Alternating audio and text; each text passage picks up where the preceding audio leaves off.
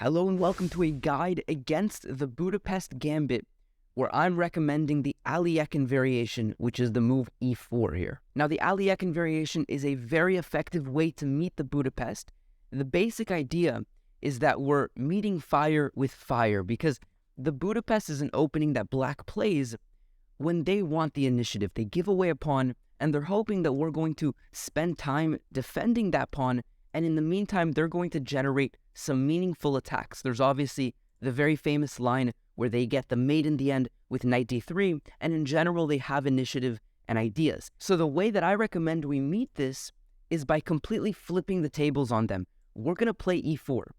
We're attacking their knight. They're basically forced to take the pawn, but now you can see that we play f4, and we're the ones that are going to get the space, we're going to get the initiative, and we're going to get the attacking tactical ideas.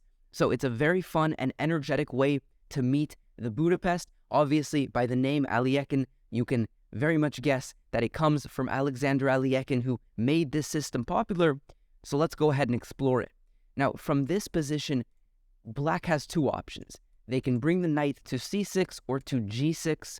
Those are basically the only two safe squares. We're going to begin by looking at knight to c6. So from this position, here's the basic concept. We have extra space. That means that if we just develop naturally, get our pieces active, eventually both sides castle, we're the ones that are going to be able to initiate the attacking ideas either through f5 or presumably through e5. But there is a little bit of subtleties in the way that we go about developing our pieces. Specifically, we want to restrict them from placing their bishop on c5. This is basically Black's only active idea.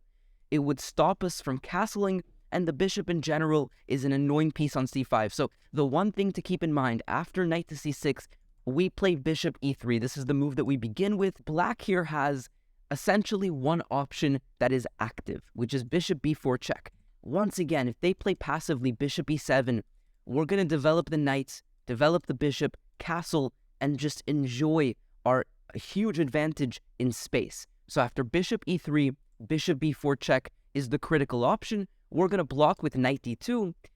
And again, we reach that point where if they just castle, they're losing a little bit of the thread. We're then going to continue by going a3. We'll look at this in a second, but first, I want to explore the main line, which is queen to e7. They're putting immediate pressure on e4. They're trying to claim some level of initiative.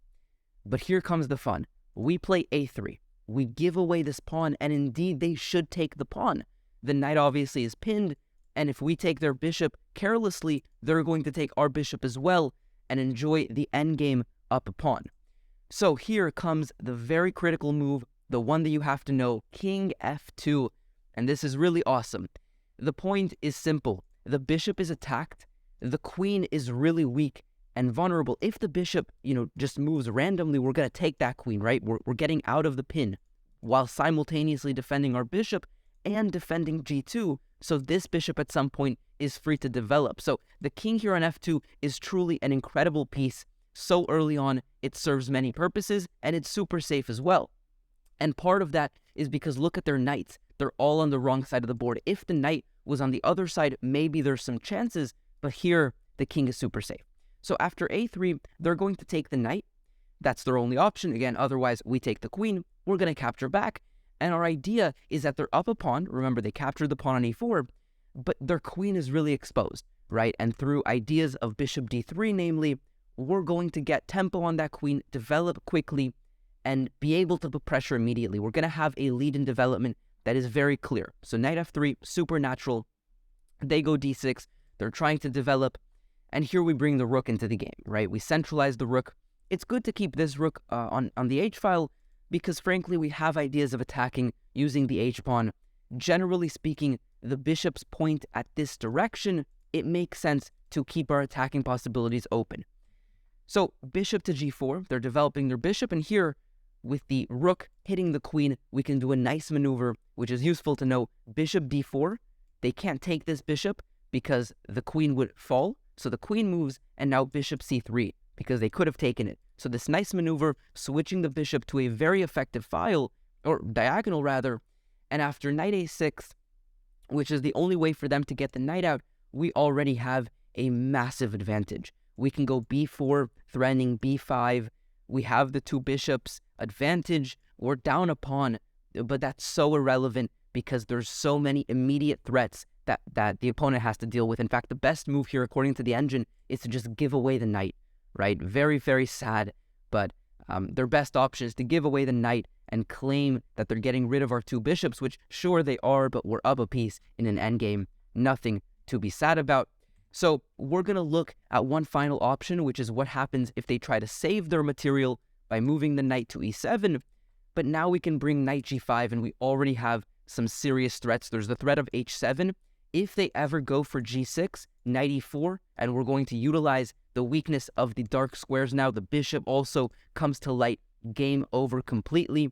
If they instead go h6, we can go knight h7. We're hitting the rook, and after the rook moves, we still have ideas of attacking.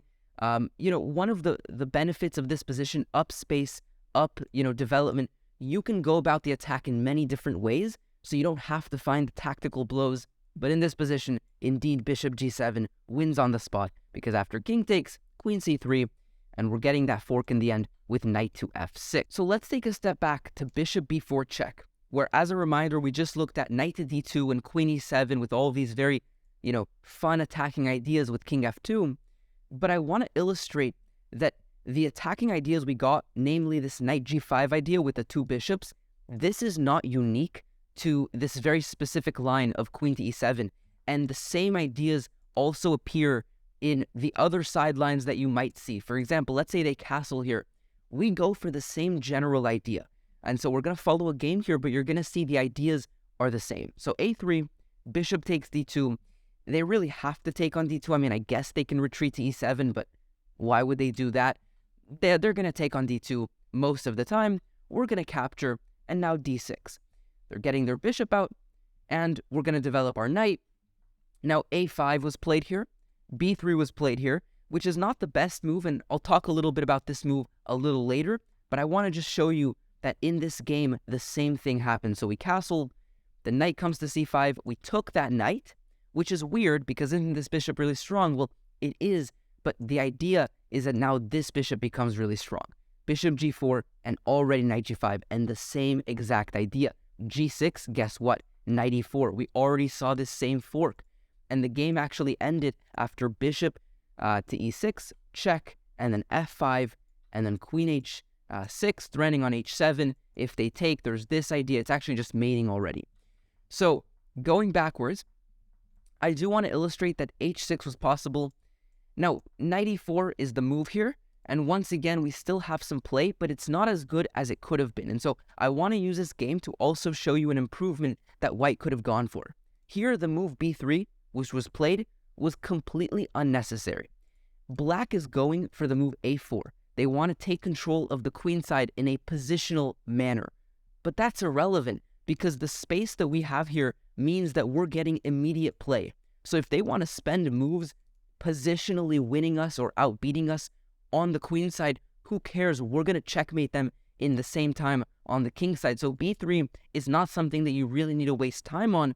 And instead, I want to show you what happens if instead bishop d3 is played. And we go immediately for our idea. So we're going to castle, and then we have the time to bring the rook into the game. And that's the difference. Instead of spending the tempo on b3, we have the tempo to bring a piece into the game. And that makes all the difference, because now we're completely winning here, right? g6, same idea, but h6, it's even better for us now, because we go knight e4, and because the rook here is in the game, it's already difficult to defend from. There's ideas of queen to g3. If the rook, for example, was on d7, then this knight f6 idea is winning. If the rook's not on d7, then the knight f6 idea is not as strong. So, for example, let's say they go knight to d4. The knight f6 idea, not as strong because we're not winning material, but we can play, for example, knight g3 instead and play for f5. We can play for h3 here. In fact, h3 already traps the bishop if they play rook to d7, which is supernatural. Even if they don't play rook g7, we go h3, then f5, then we're crashing through. And so, white played generally very good, but I did want to make that small improvement. b3, not so necessary. You don't need to focus on the queen side in such positions where we have such an enormous and immediate pressure on the king side. Now let's take a step all the way back, because after f4, there is a second option, and this one is a little bit more fun, in my opinion, for white, even more fun than what we just saw. Because here, we don't have to even spend time going bishop e3. Bishop e3 is a fine move, by the way, but I recommend a novelty here, the move h4. We're going immediately for the throat of black with h5. Now, you might be wondering, wait a minute, didn't I say bishop e3 is important to stop bishop c5 from stopping us from castling? But here's the difference, and this is irrelevant. Whether they control this diagonal doesn't matter, because we're already crashing through. I mean, we already have ideas of just crashing with h5 and then continuing with knight to f3 and then going h6. I mean, our attack is so quick that we're not even planning to castle. So the bishop stopping us from being able to castle doesn't matter. In fact, we're going to castle long here. So that is one of the reasons that bishop c5 is not something to worry about. Another reason is that we have a3, b4 ideas in the mix. So generally speaking, you don't need to spend time with bishop e3. You can immediately go for h4, which is what I recommend. I also want to point out they can't take this pawn, even though it's free, because after f5, their knight is trapped on the side of the board. They don't have any squares whatsoever, and the g3 pawn move, or even queen g4 or queen h5, will just win the knight on the next couple of turns. So they can't take this pawn.